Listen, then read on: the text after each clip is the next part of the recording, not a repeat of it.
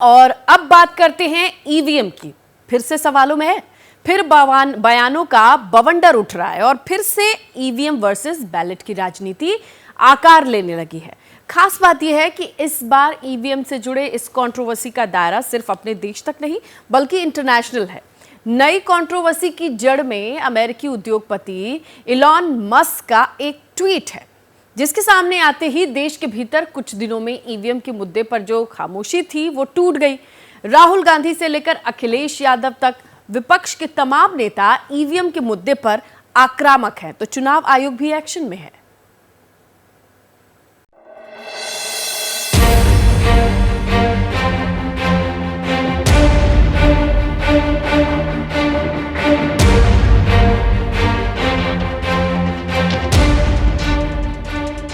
सात समंदर पार अमेरिका के उद्योगपति एलन मस्क से लेकर राहुल गांधी और अखिलेश यादव के ट्वीट्स पर नजर गड़ाइए।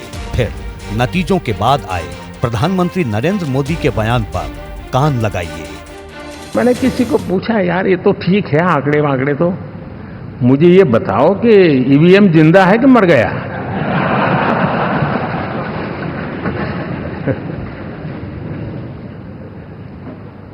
क्योंकि ये लोग तय करके बैठे थे कि भारत के लोकतंत्र और लोकतंत्र की प्रक्रिया के प्रति विश्वास ही लोगों का उठ जाए, और लगातार ईवीएम को गाली देना।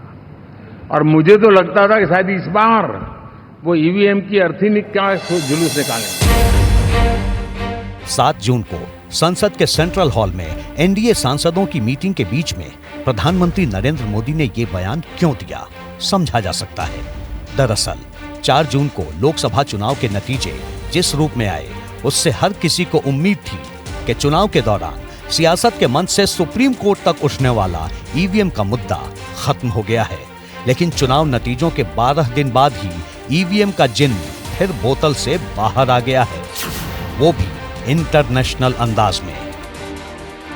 ईवीएम पर नई कंट्रोवर्सी की शुरुआत अमेरिका के अमीर तरीन उद्योगपति और टेस्ला के सीईओ एलन मस्क के ट्वीट से शुरू हुई। वैसे एलन मस्क का ये ट्वीट अमेरिका के पूर्व राष्ट्रपति जॉन एफ कैनेडी के भतीजे और अमेरिका के चुनाव में इंडिपेंडेंट उम्मीदवार रॉबर्ट एफ कैनेडी के उस सोशल मीडिया पोस्ट के जवाब में था, जिसमें रॉबर्ट ने अमेरिका के पोर्टो रिको में हुए प्राथमिक चुनाव में ईवीएम पर सवाल खड़ा किया था। रॉबर्ट ने अपने पोस्ट में लिखा था कि सौभाग्य से यहाँ पर पेपर ट्रेल था, जहाँ पर समस्या के बारे में पता चल पाया क्योंकि पेपर ट्रेल यहाँ पर मौजूद था। साथ ही रॉबर्ट एफ कैनेडी ने यह भी लिखा कि उन क्षेत्रों के बारे में सोचिए जहाँ पर पेपर ट्रेल होता ही नहीं। रॉबर्ट एफ कैनेडी के ट्वीट के जवाब में एलन मस्क ने जो पोस्ट की, उसने चर्चा का रुख नई दिशा में मोड़ दिया। एलन मस्क ने ट्वीट किया कि हमें इलेक्ट्रॉनिक वोटिंग मशीनों को खत्म कर देना चाहिए। मनुष्य या एआई इसे हैक कर सकते हैं, खतरा कम है फिर भी बहुत अधिक है। एलन मस्क ने 15 जून को शाम 7:28 पर यह ट्वीट किया और 16 जून की सुबह भारत की सियासत में ईवीएम का मुद्दा एक बार फिर जिंदा हो गया। भारत में ईवीएम को लेकर ब्लैक बॉक्स फाइट शुरू हो गई है, जिसकी शुरुआत कांग्रेस के नेता राहुल गांधी के ट्वीट से हुई है। राहुल गांधी ने ईवीएम की तुलना ब्लैक बॉक्स से की है। मुंबई की उत्तर पश्चिम सीट पर शिवसेना शिंदे गुट के नेता रविंद्र वायकर की 48 वोटों से जीत से जुड़ी ईवीएम कंट्रोवर्सी का हवाला देते हुए राहुल गांधी ने लिखा, हमारी चुनावी प्रक्रिया में पारदर्शिता को लेकर गंभीर चिंताएं जताई जा चुकी है। जब संस्थाओं में जवाबदेही की कमी होती है तो लोकतंत्र एक दिखावा बन जाता है और धोखाधड़ी की संभावना बढ़ जाती है। राहुल गांधी के इस ट्वीट ने जून की जलती गर्मी में देश की सियासत का पारा और चढ़ा दिया है। अरे चट भी मेरी पट भी मेरी नहीं चलने वाली। आप जीते तो ईवीएम हीरो और आप हारे तो ईवीएम जीरो। ये नीति कांग्रेस की जान चुकी है और इसलिए देश की जनता ने तीसरी बार प्रधानमंत्री नरेंद्र मोदी जी की सरकार पूर्ण बहुमत के साथ बनाई है। देखिए, जब सुप्रीम कोर्ट के लोगों ने, पैनल ने भी कह दिया है, सब लोगों ने कहा है कि ईवीएम में किसी प्रकार की गड़बड़ी नहीं हुई है, तो फिर वो कहते हैं सिर्फ अपना मनोरंजन के लिए। अगर ईवीएम में गड़बड़ी की बात होती तो आज उतना उनको सीट नहीं आता।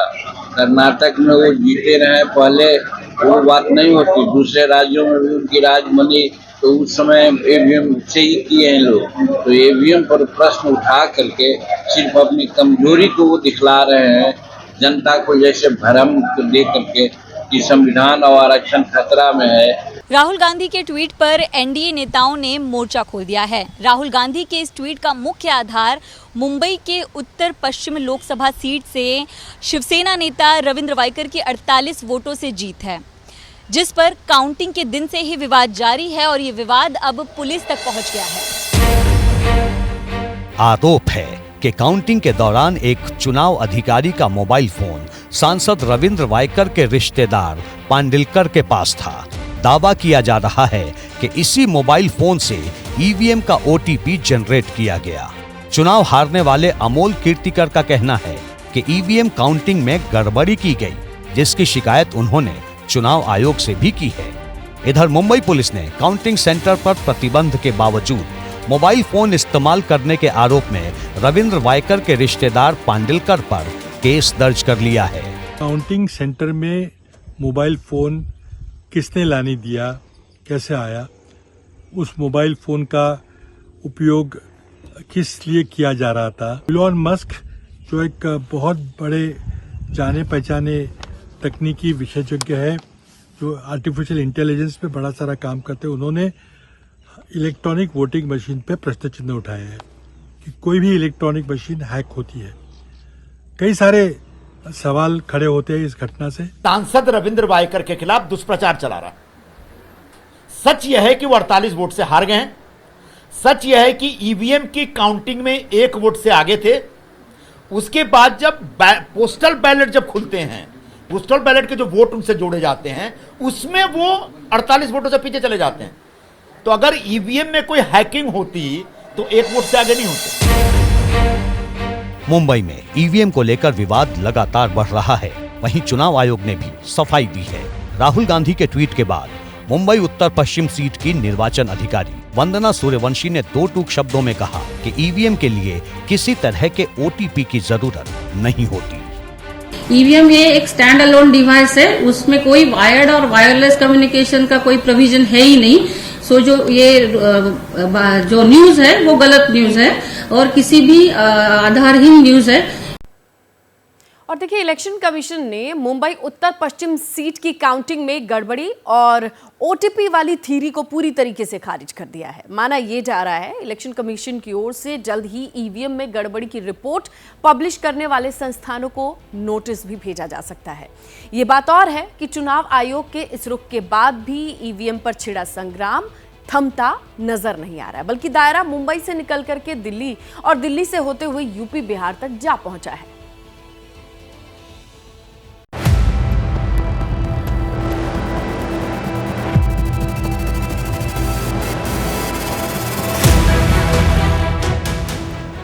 राहुल गांधी ने मुंबई उत्तर पश्चिम सीट की काउंटिंग में ईवीएम की गड़बड़ी से जुड़ी रिपोर्ट्स का हवाला देकर सवाल उठाए, तो यूपी में उनके सहयोगी समाजवादी पार्टी के अध्यक्ष अखिलेश यादव ने एलन मस्क के ट्वीट के आसरे ईवीएम विरोध का नारा बुलंद कर दिया है। उन्होंने लिखा, टेक्नोलॉजी समस्याओं को दूर करने के लिए होती है, अगर वही मुश्किलों की वजह बन जाए तो उसका इस्तेमाल बंद कर देना चाहिए। आज जब विश्व के कई चुनाव में ईवीएम को लेकर गड़बड़ी की आशंका जाहिर की जा रही है और दुनिया के जाने माने टेक्नोलॉजी एक्सपर्ट्स ईवीएम में हेराफेरी के खतरे की ओर खुलेआम लिख रहे हैं, तो फिर ईवीएम के इस्तेमाल की जिद के पीछे की वजह क्या है, ये बात बीजेपी साफ करे। आगामी सभी चुनाव बैलेट पेपर से कराने की अपनी मांग को हम फिर दोहराते हैं। यानी सियासी लड़ाई एक बार फिर ईवीएम बनाम बैलेट पेपर की हो चली है, क्योंकि ईवीएम पर सवाल उठाने वालों में बिहार के राष्ट्रीय जनता दल का नाम भी जुड़ गया है। आरजेडी की पोस्ट में लिखा गया है, मोदी जी के परम मित्र, ट्विटर के मालिक और लेटेस्ट तकनीक के एक्सपर्ट एलन मस्क कह रहे हैं कि चुनाव में ईवीएम का इस्तेमाल एकदम बंद होना चाहिए। ईवीएम मशीन हैक की जा सकती है। प्यूर्टो रिको के चुनाव में ईवीएम में गड़बड़ी पाए जाने के संबंध में उन्होंने ये बात कही है। ईवीएम का जो मसला है वो सिर्फ भारत तक सीमित नहीं है, पूरी दुनिया में ये एक समस्या थी और इसीलिए तमाम जो लोकतांत्रिक देश है, डेवलप देश हैं, वो सभी लोगों ने अपने यहाँ से ईवीएम ख़त्म कर दिया। तो हम लोगों को ये देखने की आवश्यकता है कि भाई आखिर क्या कारण है कि जिन लोगों ने ईवीएम का ईजाद किया उन्होंने भी अपने यहाँ बंद कर दिया उसका इस्तेमाल। तो कोई ना कोई वजह होगी, कोई ना कोई कारण होगा, तो उसकी खोज होनी चाहिए। वही ईवीएम मशीन के आधार पर कई राज्यों में कांग्रेस पार्टी अभी हाल ही में जीती है, लोकसभा में भी उनकी सीटें आई हैं। तो इससे क्या लग रहा है कि ईवीएम में घोटाला है क्या? सीट उनके भी आए हैं और उससे घोटाला कैसे हो गया? तो कांग्रेस पार्टी, उनकी शायद राजनीति अब सकारात्मक राजनीति रही ही नहीं। अब सवाल है, क्या वाकई ईवीएम में छेड़छाड़ की जा सकती है? क्या भारतीय ईवीएम को हैक किया जा सकता है? यूएसए के ईवीएम में गड़बड़ी पर भारत में हंगामा क्यों मचा है? ईवीएम को सुप्रीम कोर्ट से क्लीन चिट मिलने के बाद भी सियासी बखेड़ा क्यों है? ये सवाल इसलिए क्योंकि जैसे ही एलन मस्क का ट्वीट आया, भारत में सियासी पारा चढ़ना शुरू हुआ तो पूर्व केंद्रीय मंत्री राजीव चंद्रशेखर ने एलन मस्क को जवाब देते हुए सोशल मीडिया प्लेटफॉर्म एक्स पर कई अहम बातें लिखी। दूसरा, सुप्रीम कोर्ट भी कह चुका है कि ईवीएम में गड़बड़ी की कोई गुंजाइश ही नहीं। पहले देखिए एलन मस्क को राजीव चंद्रशेखर ने क्या कुछ जवाब दिया। उन्होंने लिखा, ये एक जनरल स्टेटमेंट है जिसका अर्थ है कि कोई भी सुरक्षित डिजिटल हार्डवेयर नहीं बना सकता। ये गलत है। ये विचार अमेरिका और अन्य स्थानों पर भी लागू हो सकता है जहां इंटरनेट से जुड़ी वोटिंग मशीन के लिए कंप्यूटर प्लेटफॉर्म बनाया जाता है। लेकिन भारतीय ईवीएम कस्टम डिजाइन किए गए हैं, सुरक्षित और किसी भी नेटवर्क या मीडिया से अलग थलग हैं।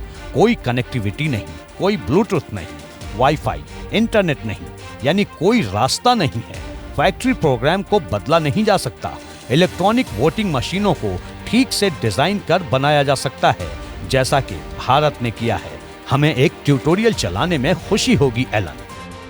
हालांकि जैसे ही राजीव चंद्रशेखर की ओर से यह ट्वीट किया गया, तुरंत बाद एलन मस्क ने दूसरा ट्वीट किया जिसमें उन्होंने दो टूक लहजे में कहा, किसी भी इलेक्ट्रॉनिक डिवाइस को हैक किया जा सकता है। इस पर राजीव चंद्रशेखर ने एक और ट्वीट कर साफ किया कि भारतीय ईवीएम को हैक नहीं किया जा सकता क्योंकि भारत में इस्तेमाल होने वाली ईवीएम बिल्कुल अलग है। एलन मस्क के ट्वीट के बाद सोशल मीडिया से लेकर सियासी गलियारों तक ईवीएम पर एक नई बहस छिड़ गई है। चुनाव आयोग की सेफ और सुरक्षित ईवीएम वाली दलीलों और कुछ दिन पहले ही आए सुप्रीम कोर्ट के फैसले के बावजूद सवाल उठने लगा है कि क्या ईवीएम सेफ है। वैसे देखिए, मौजूदा वक्त में दुनिया भर के 26 देशों में चुनाव के लिए ईवीएम का इस्तेमाल होता है। इसमें से कुछ देश राष्ट्रव्यापी स्तर पर ईवीएम का इस्तेमाल करते हैं, तो कई देशों में ईवीएम का इस्तेमाल सीमित दायरे में होता है। एक तथ्य ये भी है कि यूरोप के कई देशों में ईवीएम का इस्तेमाल बंद हो चुका है, जिसे लेकर के विपक्ष की ओर से बार बार दलीलें दी जाती हैं। लेकिन समझना होगा कि भारत की ईवीएम दूसरे देशों से कितनी अलग है, खासकर यूएसए की ईवीएम से, जहां इन दिनों ईवीएम की भूमिका सवालों के घेरे में है। कैरिबियन सी में बसा प्यूर्टो रिको एक छोटी सी अमेरिकन टेरिटरी ही है जो कि अपने देश की राजधानी दिल्ली से कोई 13,492 किलोमीटर दूर है। वहां हुए आम चुनाव में ईवीएम में गड़बड़ी की बात सामने आई। रॉबर्ट एफ कैनेडी से लेकर एलन मस्क के ट्वीट में इसी द्वीप में हुए चुनाव का हवाला दिया गया है, पर तपिश भारत तक महसूस की जा रही है। ऐसे में आपके लिए जानना जरूरी हो जाता है कि दोनों देशों की ईवीएम में कितना फर्क है।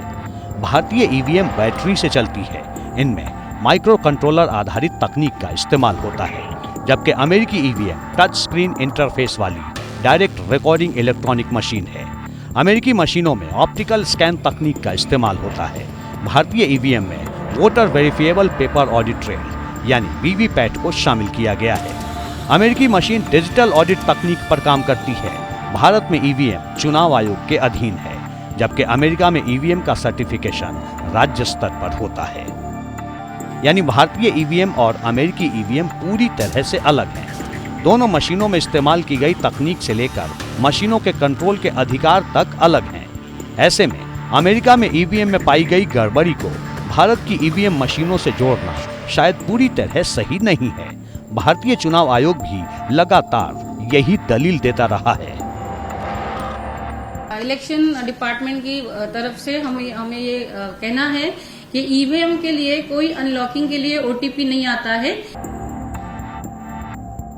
एक तथ्य ये भी है कि अप्रैल महीने की 26 तारीख को जब लोकसभा चुनाव के दूसरे चरण की वोटिंग हो रही थी, सुप्रीम कोर्ट ने ईवीएम की पवित्रता पर मुहर लगा दी। 26 अप्रैल 2024 को सुप्रीम कोर्ट ने साफ लफ्जों में कहा कि ईवीएम पर संदेह की कोई वजह नहीं है। हालांकि सियासी गलियारों में ईवीएम पर सवाल फिर से उठने लगे हैं।